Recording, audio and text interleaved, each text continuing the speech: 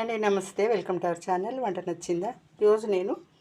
ఈరోజు పప్పుచారు చేస్తున్నాను అండి. సొరకాయ వేసి పప్పుచారు అయితే చేస్తున్నాను.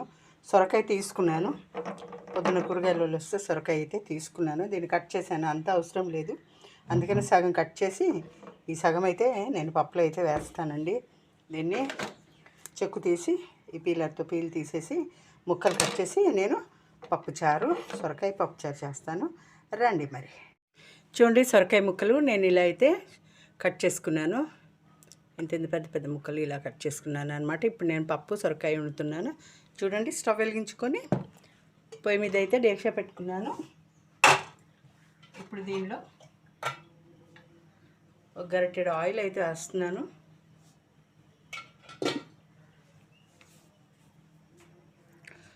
ఒక గరిటె అంటే 2 టేబుల్ స్పూన్ల ఆయిల్ వేసానండి. కొద్దిగా ఒక 1/2 టేబుల్ స్పూన్ ఆవాలు వేద్దాం. 1/2 టీ స్పూన్ జీలకర్ర, అలాగే ఒక 10 వరకు మెంతి గింజలు వేద్దాం. బాగుంటుంది మెంతులు వేస్తే.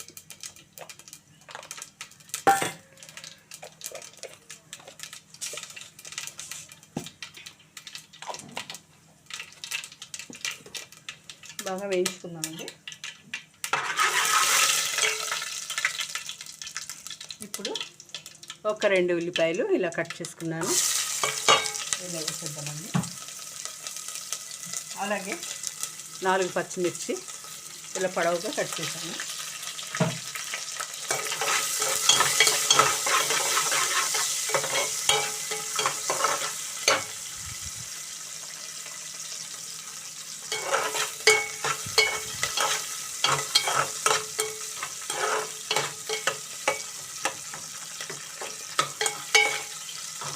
కొంచెం వేగనిద్దామండి. ఇప్పుడు కొంచెం పసుపు వేసుకుందాం. 1 స్పూన్ పసుపు అయితే వేసుకుందామండి.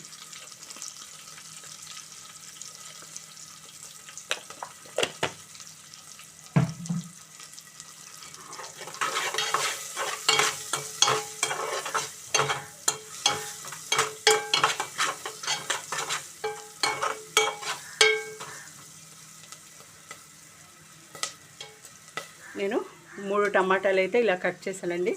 ఇవి ఇప్పుడు దీనిలో వేసేసుకుంటాను.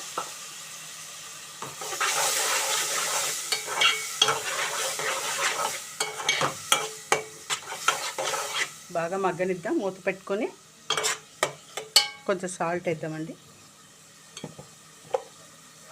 సొరకాయ పప్పుచారండి నేను చేసేది ఇప్పుడు.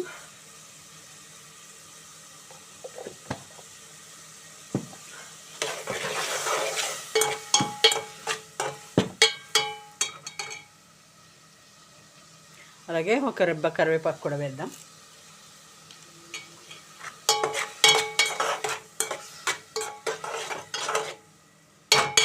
మూత పెట్టి కాసేపు మగ్గనిద్దాం. చూద్దామండి, టమాటాలు అయితే మగ్గాయి, కొంచెం మగ్గాయి, చాలు మాత్రం మగ్గితే ఇప్పుడు మనం దీనిలో కట్ చేసి పెట్టుకున్న సొరకాయ ముక్కలు అయితే వేసేద్దాం.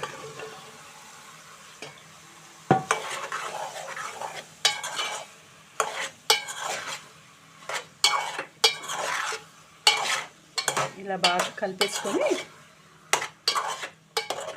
బాగా కలిపేసుకొని మూత పెట్టి ఈ సొరకాయని మగ్గించుకుందామండి. ఈ సొరకాయ ముక్కలు బాగా మగ్గితే చాలా బాగుంటుంది. ఈలోగా ఒక చిన్న నిమ్మకాయ సైజ్ అంతా చింతపండు నేను రసం అయితే తీసుకుంటాను. అది కూడా దీనిలో వేసుకోవాలి. కాసేపు మగ్గించుకుందాం. మూత పెట్టి లో ఫ్లేమ్లో చూద్దామండి.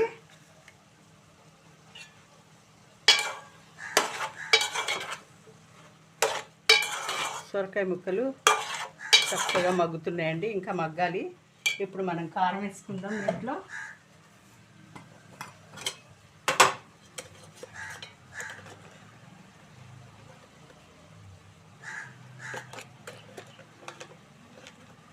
కొంచెం, మరి ఎక్కువ తినేవాళ్ళు అయితే కొద్దిగా ఎక్కువ వేసుకోండి. నేనైతే 1 స్పూన్ వేసాను, సరిపోద్ది. ఎందుకంటే పచ్చిమిరపకాయలు మనం వేసుకున్నాం కదా, అందుకని.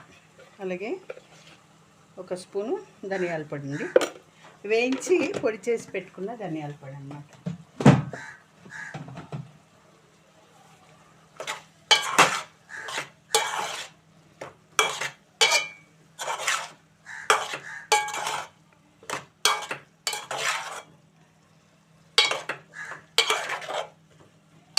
మగ్గాలండి ముక్కలు, మెత్తపడాలి బాగా.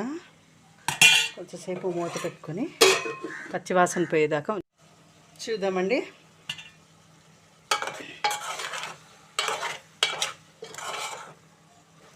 సొరకాయ ముక్కలు అయితే సగం వరకు మెత్తపడ్డా. ఇప్పుడు దీనిలో మనం కొద్దిగా వాటర్ అయితే వేసుకుందామండి.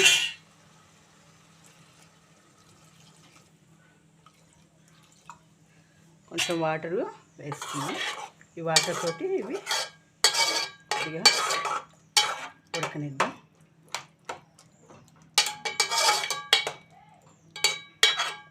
నేను పప్పు ఉడకబెట్టుకొని, కందిపప్పు ఉడకబెట్టుకొని సొరకాయ కూరలో పప్పులో వేయడానికి, ఈ పప్పు సొరకాయ కదండి, ఉడకబెట్టుకొని పక్కన పెట్టుకున్నానండి. చల్లార్చుకుంటున్నాను. కొంచెం ఫ్లేమ్ పెద్దగా పెట్టుకొని మనం ఉడికించుకుందాం. చూడండి, సొరకాయ ముక్కలు అయితే చక్కగా ఉడుకుతున్నాయి అన్నమాట. ఇంకా బాగా ఉడకాలి, పూర్తిగా అయితే ఉడకలేదు. వాటర్ వేసాం కదా, చక్కగా ఉడుకుతున్నాయి. ఇప్పుడు మనం దీనిలో ఒక చిన్న నిమ్మకాయ సైజు అంత చింతపండు అయితే నేను తీసుకొని పులుసు తీసానండి. ఆ పులుసు దీనిలో వేస్తున్నాను వాటరు. ఎందుకంటే ఈ పులుపు, కారము, ఈ మసాలాలు వీటితోటి సొరకాయ ముక్కలు బాగా ఉడికితే చాలా బాగుంటుంది అన్నమాట కూర. పులుపు, కారం ఇవన్నీ ఈ ముక్కకి పడతాయి అన్నమాట. దీనిలో కొంతమంది అల్లం వెల్లుల్లి పేస్ట్ కూడా మీకు నచ్చితే వేసుకోండి. నేనైతే వేయట్లేదండి, నాకు అల్లం వెల్లుల్లి దీనిలో అయితే వేసుకోను నేను. ఉప్పు చాలేదండి, పులుపు అయితే సరిపోయింది.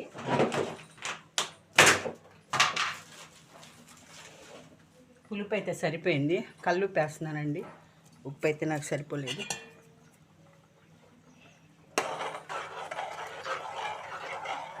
ఈ పులుపు, కారము, ఈ ఉప్పు ఇవన్నీ ముక్కలకి చక్కగా పట్టి వీటితోటి కాసేపు మనం మెత్తగా ఉడికించుకున్నాక అప్పుడు మనం కందిపప్పు వేద్దాం, మూత పెడదాం. చూడండి, కందిపప్పు బాగా మెత్తగా ఉడికించుకున్నాను. ఇప్పుడు పప్పు గుత్తితోటి మెత్తగా దీన్ని చక్కగా మెత్తగా రుబ్బుకొని ఇప్పుడు మనం కూరలో కలుపుకుందాం. చూద్దామండి. సొరకాయ ముక్కలు కూడా మెత్తగా అయిపోయాయండి, చూసారా? సొరకాయ ముక్కలు కూడా మెత్తగా ఉడికిపోయాయి. ఇప్పుడు మనం దీనిలో పప్పు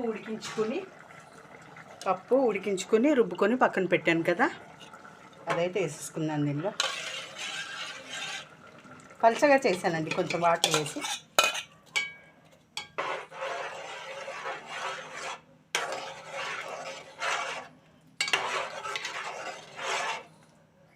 మీరు కావాలంటే ఇంకా పలచగా కావాలంటే పలచగా చేసుకోండి, లేదు ఇలాగే ఉంటే బాగుంటుంది అనుకుంటే ఇలాగే ఉంచుకోండి. మరీ అంత పలచగా ఉన్నా బాగుండదు. ఇప్పుడు దీనిలో ఇది కాసేపు మనం ఉడకనిద్దాం. కొద్దిగా ఒక కరివేపాకు రెబ్బ అయితే ఒక రెబ్బ కరివేపాకు దీంట్లో వేసేద్దాం. కొంచెం ఉడికిన తర్వాత ఈ ముక్కలతో పాటు ఈ పప్పు కొద్దిగా ఉడికాక కొంచెం వాటర్ వేద్దామండి. మరి బాగా చిక్కగా అనిపిస్తుంది నాకైతే. కొద్దిగా వాటర్ వేద్దాం.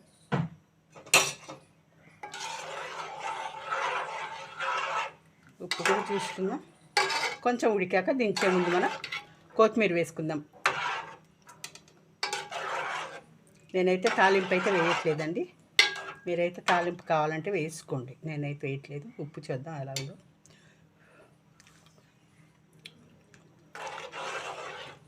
చాలా బాగుందండి, సూపర్ అంటే సూపర్గా ఉంది.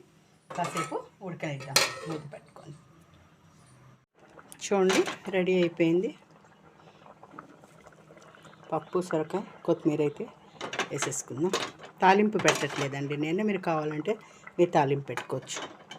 నేను తాలింపు వేయట్లేదన్నమాట. చూసారా? ఒక నిమిషం ఉంచి దించేద్దాం. చూడండి, సొరకాయ పప్పుచారు రెడీ అయిపోయింది. చూసారా?